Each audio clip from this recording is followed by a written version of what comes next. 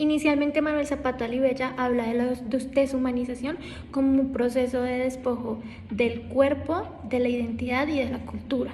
Inicialmente, este proceso de deshumanización está anclado en cómo son los africanos traídos como mercancía, es decir, en pro de un sistema económico de riqueza y de acumulación de capital. Su obra como Chango y el Gran Putas habla de cómo se realiza esta deshumanización como una ruptura brutal del alma de los africanos, y de esta manera se hace una deshumanización tanto física como simbólica. Aquí el proceso colonial podemos anclar a cómo la ciencia de la historia tiende a taxonomizar la historia y clasificarla, es decir, a contarla de una manera universal como desconocida desde el occidentalismo y la colonia.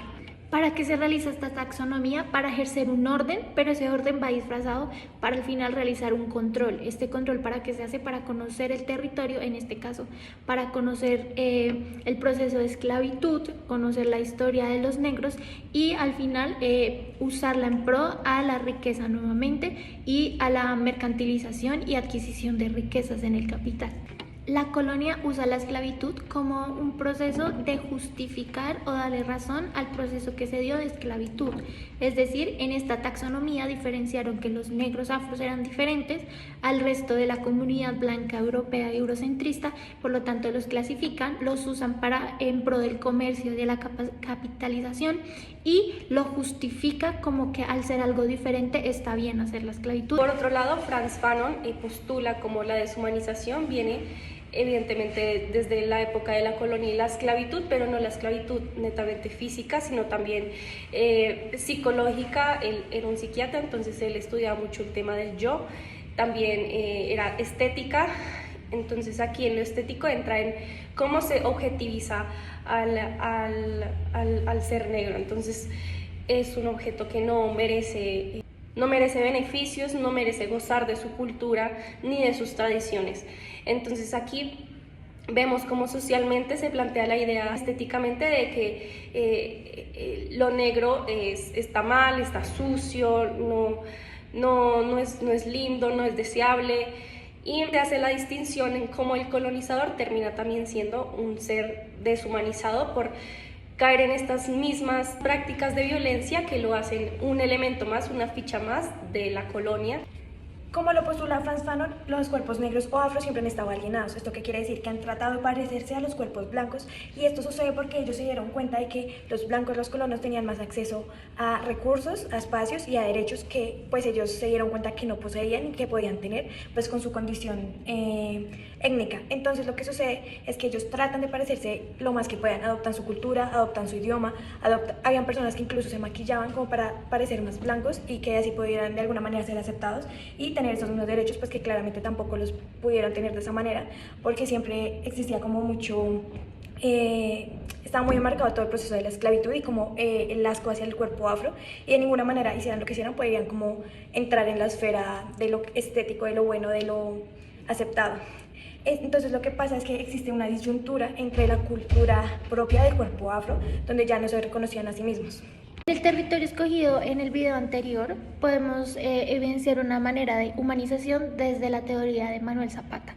Esto viene desde la pregunta no de cómo fuimos derrotados o cómo fueron derrotados, sino cómo han resistido. En sus obras como Chango y El Gran Putas se puede evidenciar la manera en cómo los negros afro son realmente los protagonistas en la historia, y además también como a través de la mitología panafricana venden un heroísmo de personas afro y negras realmente desde cimarrones, palenqueros y abolicionistas de la esclavitud. También destaca que a través de la oralidad, es decir, la música, el arte, la manera en cómo narraban sus historias de generación en generación, genera un humanismo alternativo donde caben todas las razas, todas las identidades, todos los géneros, los cuerpos y los ritmos a través de la apropiación cultural de los propios afros, dejando un poco atrás esta manera en que se querían percibir como blancos, sino realmente apropiándose de su cultura que viene desde África. Como lo mencionábamos en el video anterior, el biche es un gran ejemplo de un producto decolonial y de una manera en cómo las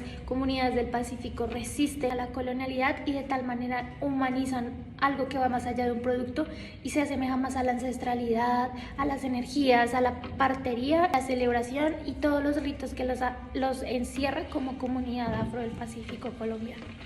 Para Frantz Fanon, el proceso de humanización venía netamente desde el cuestionamiento del yo que ha sido impuesto desde la deshumanización, desde el colonialismo, el yo más referente hacia la identidad universal. Entonces, aquí nos comenta sobre el cambio, que el cambio no viene desde la reforma, desde el consenso, sino desde la revolución y desde la misma rabia e incomodidad de los pueblos hacia la opresión. Entonces esto, o el hacerlo de una forma, digamos que consensuada, como lo plantean las leyes, como lo plantean los espacios políticos, en donde obviamente el cuerpo afro no tiene ninguna validez. Y pues el hacer un consenso refiere el que no cambie nada, básicamente que se siga reproduciendo el mismo colonialismo al final de los tiempos y que la violencia siga siendo la única herramienta para los pueblos hacia resistir, hacia la lucha de sus tradiciones y su cultura. Conectándolo con el ejemplo, algo que se evidencia en el territorio del Pacífico es que Persona Cali intenta patentar la bebida ancestral y la receta. Surge la ley del biche. Sin embargo, esta ley del biche tiene muchos vacíos porque no fue realmente hecha desde el territorio, sino que realmente primero se hizo y luego se le preguntó a las personas del territorio si estaban de acuerdo. Esta ley legitima que solamente se puede comercializar la bebida ancestral dentro del Pacífico. Sin embargo, es evidente que esta bebida ancestral necesita ser conocida fuera del Pacífico. Del mismo modo, las comunidades afro se resisten hasta esta ley porque, uno, inicialmente no fueron llamados ni convocados para crearla, y dos, limita un poco la manera en que ellos deben comercializar y vender el biche y sus destilados y derivados. Entonces es importante entender que esta bebida ancestral no puede ser industrializada y por lo tanto la ley se queda muy corta. Por eso Frantz Fanon dice que la libertad comienza cuando se asumen las consecuencias de una decisión. La decisión es reconocerse a sí mismos como cuerpos deseables y vivir en gozo con toda su cultura y toda la cosmovisión que tiene, pues toda su identidad negra. Por esta razón, se dice que la psique necesita desechar todo lo que se le ha impuesto, todo el asco, todas las atribuciones negativas que siempre todo el mundo occidental ha generado hacia ellos, para poder crear este proceso de liberación y pues de vivir en plenitud con toda su identidad.